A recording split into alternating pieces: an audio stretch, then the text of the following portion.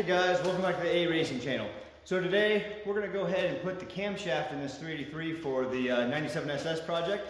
We're also going to see if we can't get the heads bolted on. I've had a lot of time to mess with it the last couple weeks. I've been a little sick actually, and had some other things going on. So we're going to see if we can't get the top end bolted up. It's been a little sad seeing it sit in the corner with the plastic over it. So see if we can't get it at least sealed up.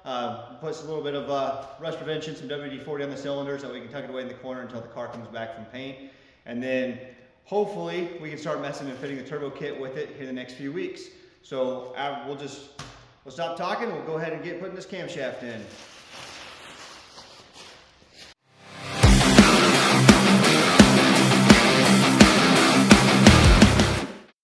Get my gloves on here. So in the first video of disassembling it, which if you haven't seen it, it should pop up in the recommendations. But first video, you could see some of the milky oil that we had down here in the valley. And I'm just going to soak some of that up. I could tip it over and let it drain out, but that way we can get the water out of it before I start messing around, dropping the cam in it and putting the lifters in it. A little bit of silicone debris and stuff in it from taking it apart. It's not real bad, but just enough that we're here, we might as well clean it up.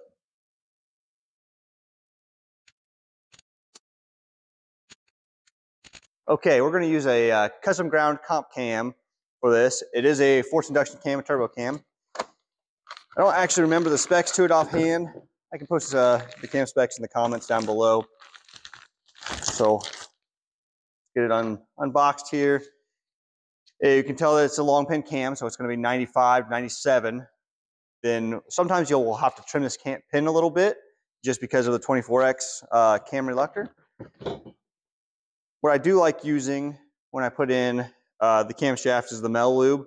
It's M112. And I like this a little bit better than other Molle engine assembly lubes just because it stays tacky on the cam. If I do bearings or something, I'll use Lubriplate. But for the camshafts, I really like the Mel lube. Let's go ahead and open this up. All right. Let's go ahead and put some of this Mel lube all over it.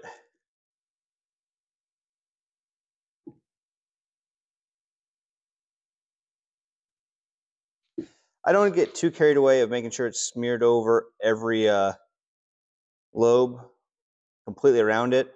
Some people do. Kind of way I look at it is I can kind of put a good amount on it, and as soon as I get it in there and I put the lifters on it, I can go ahead and spin it, and that'll smear it over the lobes for the startup. I do like to at least smear it all completely around the cam bearing journals on there.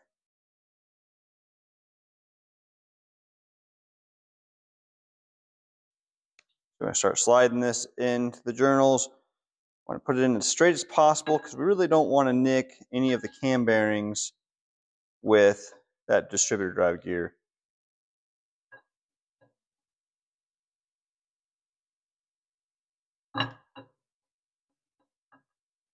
Easy does it. Now, one of the things I forgot to do, I forgot to grab my bolts, put in here so I can get that last little bit. So I'll go find those quick. I'll scroll some 5/16 bolts on the end of this.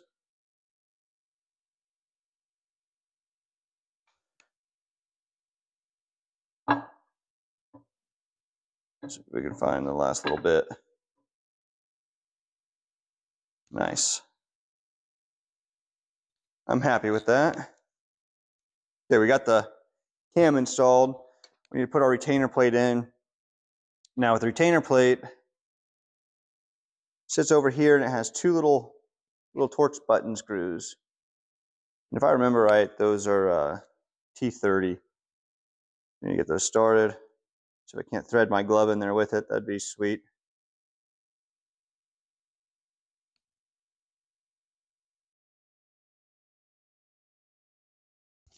The torque for these retainer bolts, I believe, is either 105 or 108 inch-pounds. I think it's 105.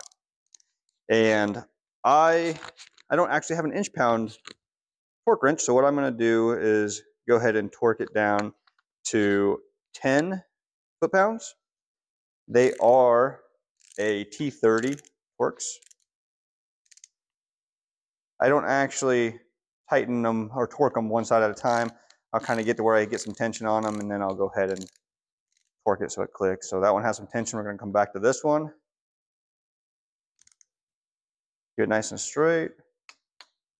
10 foot-pounds.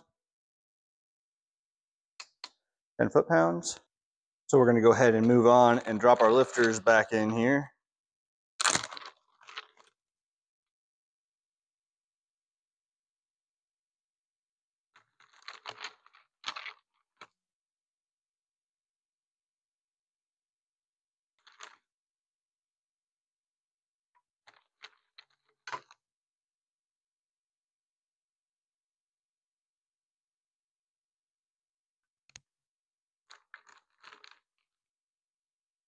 So as we're putting these lifters back in, you see this little hole, and that's actually how the oil flows through the oil galley in it.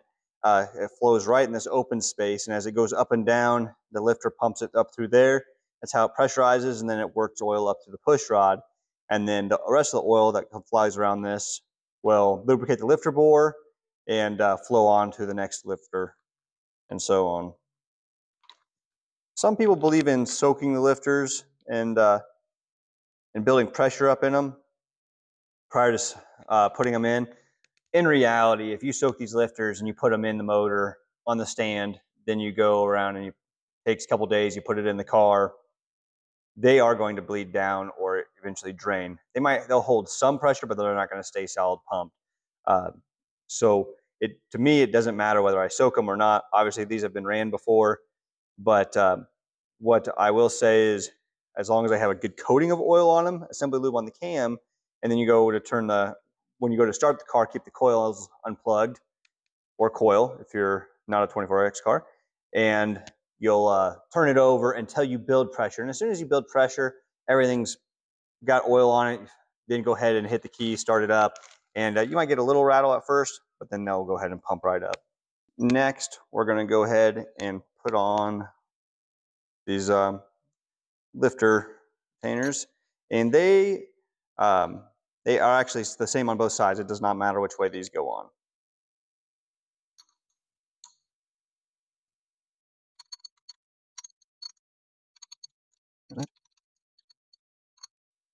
One of the things I do like to do, and we'll see if we can see this very good in the picture. This one will probably be a good one to look at.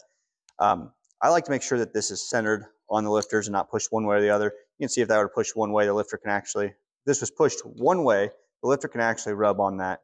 So I do like to make sure they're centered between the lifters, then put on my tray. So the next thing I'm going to do, I'm going to take these T30 cap screws out, and then I'm going to go ahead and loosen that plate up and knock this water pump drive out from the back. I used to run a mechanical water pump. At this point, I'm going to go with only an electric water pump. So we're just going to go ahead and knock that out. That way I don't have to worry about it leaking the timing cover.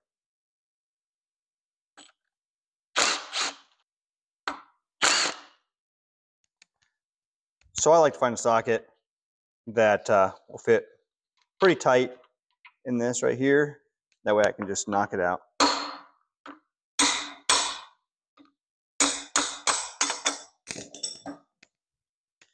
Almost got it. There you have it. We got it out. This is actually just, it looks like rust, but it's actually the Lifter Valley paint that they painted the inside of the block. One's still real nice and tight. All right. We'll get the lifter retainer plate in here.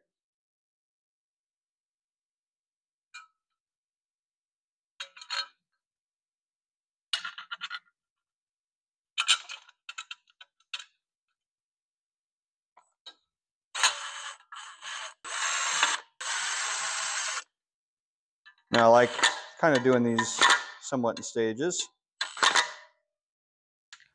Now we got those, we'll torque them down to 18 foot-pounds.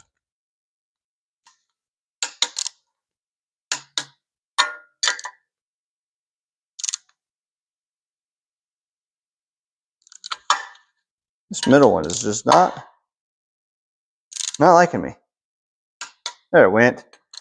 Making me a little scared there for a second. Go through, And who doesn't want to do it like 3 times just to make sure? I'm going to use our little razor blade here just to get some of that surface stuff off.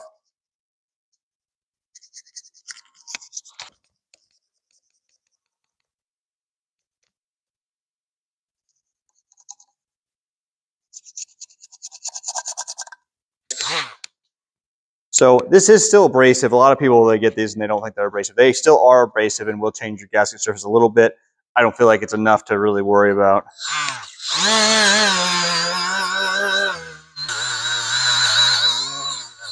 Got that done. Now we're going to tap some holes. Yeah.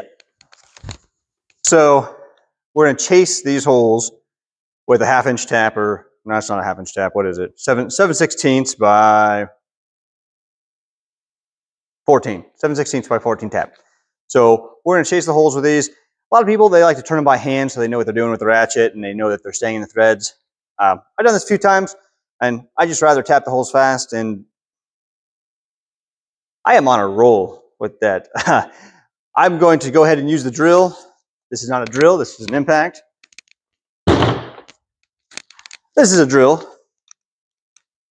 And it's kind of go by feel. So you'll feel it kind of go into, I'm not even going to go there. We're going to kind of feel it, and as long as it doesn't catch on anything, we're just going to go ahead and roll it in here.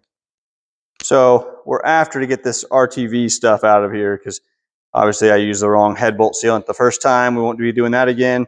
So we're going to start on this side and work our way over.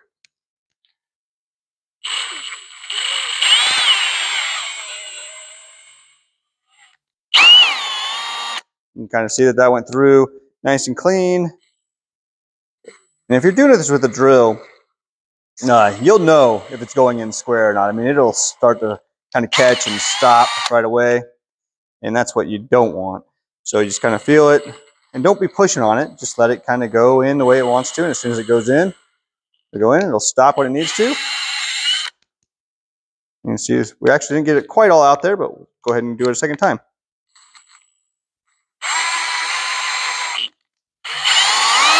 There it went, and that's nice and clean.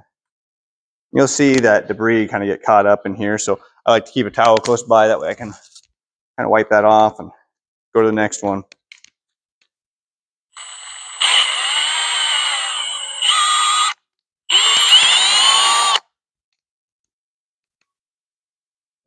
This one looks kind of nasty. I don't think I hit this one.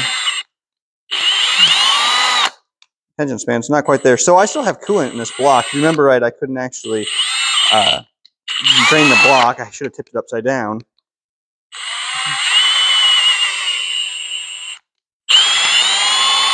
So after we chase all these threads, we might just tip the block upside down, drain it out. And then after we drain it out, we'll use the air gun and dry them off before the heads go on.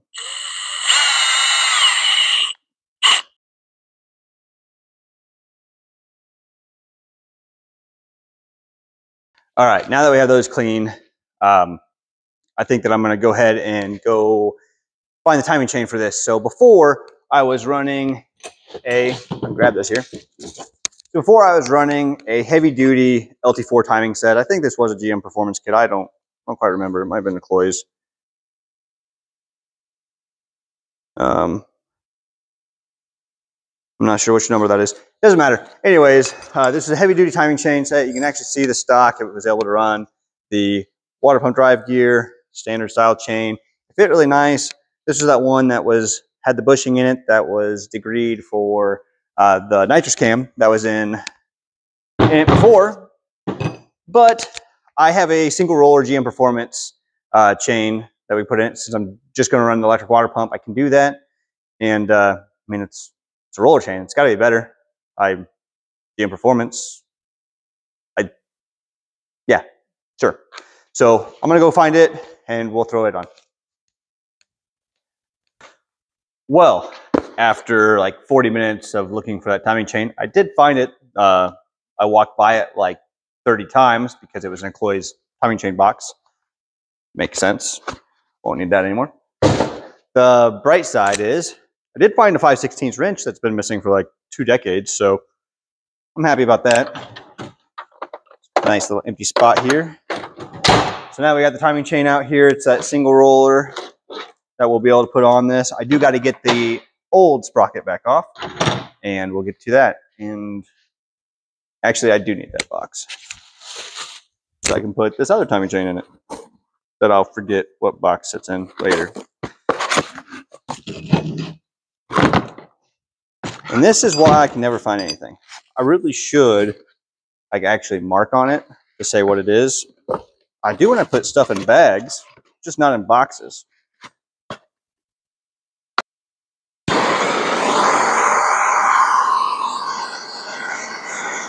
So the goal is to get it to expand just a little bit. Some guys tell me, you can just grab these off and pull off by hand. I have never been able to pull these things off by hand. Some of the older small block Chevys, they seem to come off pretty easy. This does not seem to come off that easy. See if we can tighten this up and get this off.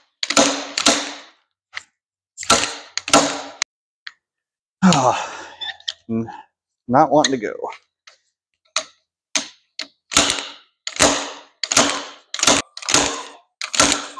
Nope. Well, what's handy about this is I loaned my Polar out. So we might have to get a little creative with this. All right, so I found this Polar still in the bag in my toolbox. I've never used it. I don't even know how long I've owned it, but I'm like 90% sure I'm gonna break this before I get this gear off, because you know they come off by hand. And so I'm just kind of saying now, if I break it, I'm probably gonna go fishing. So let's give it a shot, but I doubt it's gonna work.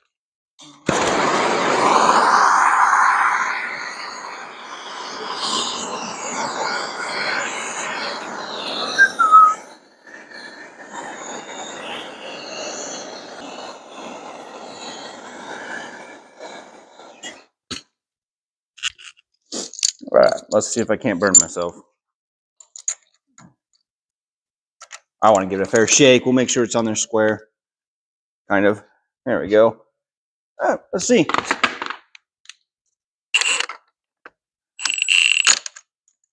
That's already a good start.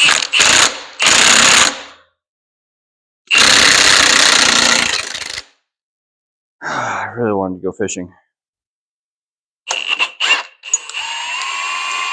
Well, it did not break, and now I got it off. And that's kind of disappointing, but at least it's off. Let's see what we can do now. And it's still really hot.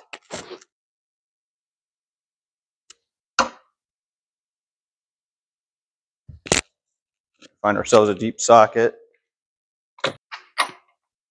Nope. Nope. Nope. Oh, that's handy. Let's see what else we come up with.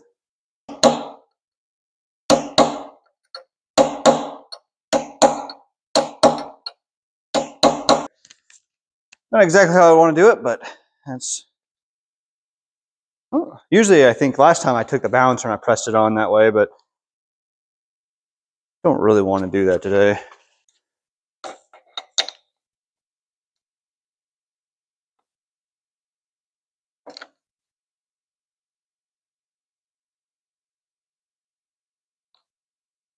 So you're going to be wondering why I'm not just sticking it on and then putting the bolt in. Well, remember when I took this off, I had to like slowly feed the bolts out because they like to back up along this reluctor. So I just have to put on the dowel and start the screws slowly.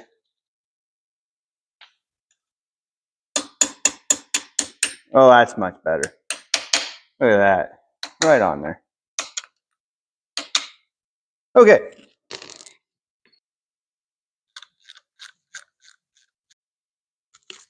And they should be 18 foot-pounds as well. Literally had chickens walk in here and they're going over and drinking out of the dog's water bowl. Great. Back to torquing these down to 18 foot-pounds. We're gonna work our way around them. Some people Loctite them. I've honestly only Loctited cam sprocket bolts a couple times in my life. Not saying that's a good idea, but I haven't had any issues. Come on.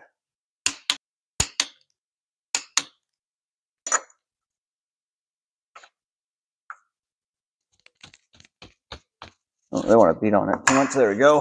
All right, so I got the timing set on, cleaned most of the block surface, went ahead and chased all of the head bolt holes to make sure that we got a clean clamping surface for them. Right now, I threw the head bolts in the ultrasonic cleaner, so for right now, we just got to let that run, and hopefully I'll be able to come back, clean up the head gaskets, and bolt the heads on. So we'll be back after a bit. For now, it is break time. Crump up.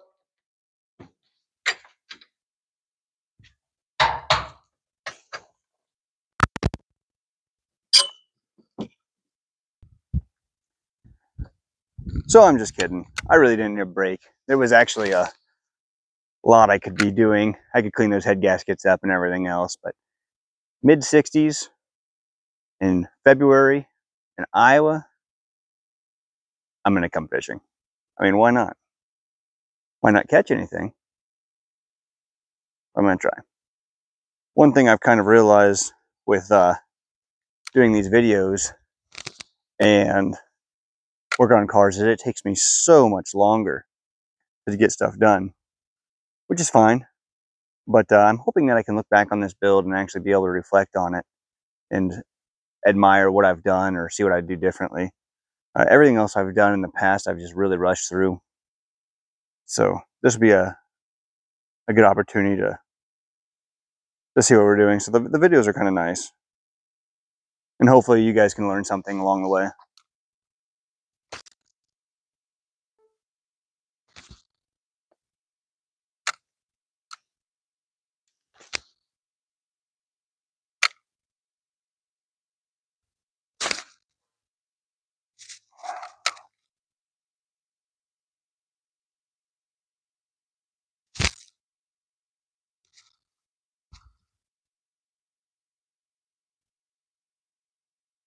All right, here we go. What we got?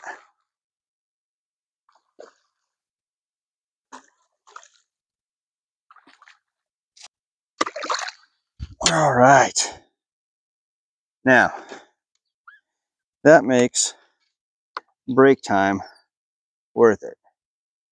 A little bass. I'll bring it up to you a little bit. Not too bad. So maybe the break was needed. All right, yeah, let's go back. So I changed cameras. Hopefully the audio is not too loud on this one or too messed up. I've never used this one before. But anyways, I'm going to spray the cylinders down in this because I don't know when I'm going to have it running again. We're just going to wipe them down, and with a little bit of water displacement 40. I mean, I'm sure everybody knows the story of WD-40 at this point, but there's a 40th formula to do what they wanted to do to wipe stuff down so it wouldn't rust. And then they found out this stuff was like Frank's hot sauce, that this stuff was good on everything. I don't really use it a whole lot, to be honest with you, other than for things like this. So we cleaned up the head gaskets for the most part. We're going to put a little bit of copper spray on them. These are the Cometic multi-MLS or multi-layered steel gaskets. It says to do a light coat and then let it tack for 30 seconds and then do another coat, and that's when we'll cover it the rest of the way. This stuff stinks. I mean, just stinks. you know, we'll touch wet paint because that's what we're good at.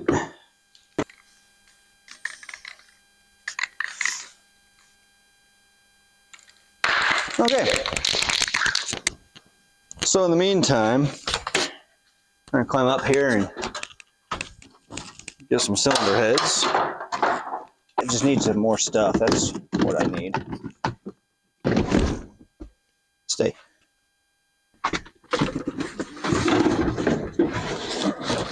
Come on.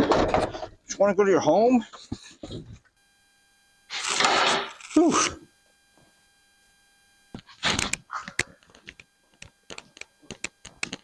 Before you guys freak out, so you're putting Elderbrock heads on it. You said you're doing AFRs. They're in Elderbrock boxes. It's what the machine shop sent them back to me in. Because I like putting stuff in the wrong box. Just like that timing chain. We'll flip this one open.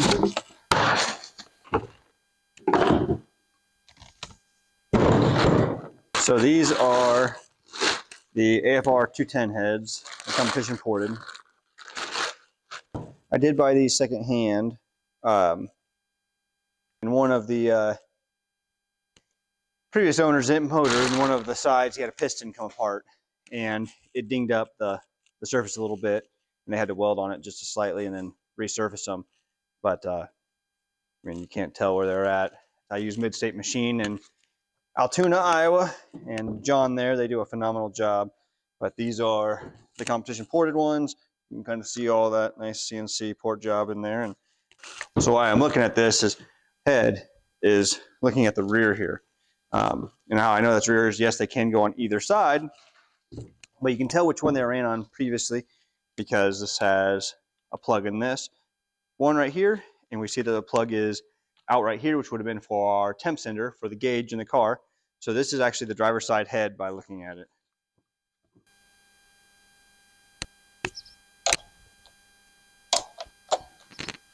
That went nicely. There we go.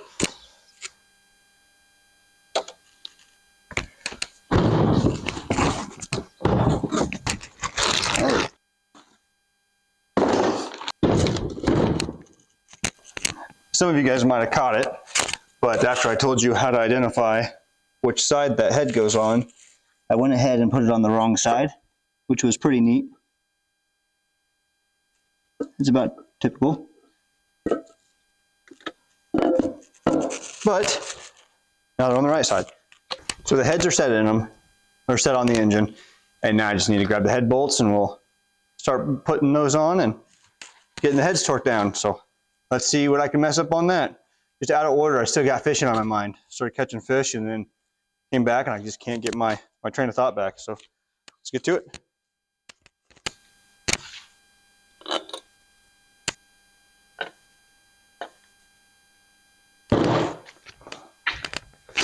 So ARP bolts typically come with their fastener assembly lubricant in this little pouch, and it's made to go underneath the head of the bolt and in between the washer, so it has the correct cork spec.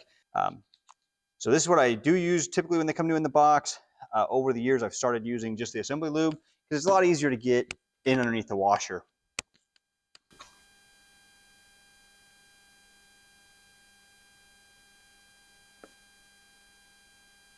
So we're just going to run these down. Typically do 30, 50, 70. The final torque is 70.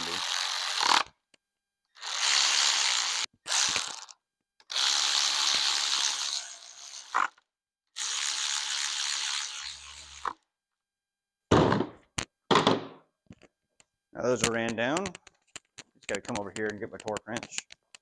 Now, usually when I torque things, I try to use as short of an extension as possible, or short as needed.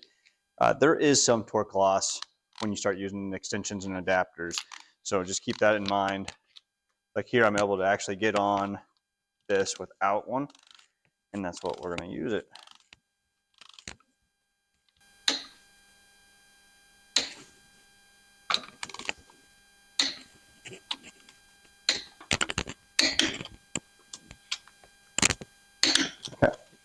Back the torque wrench back down.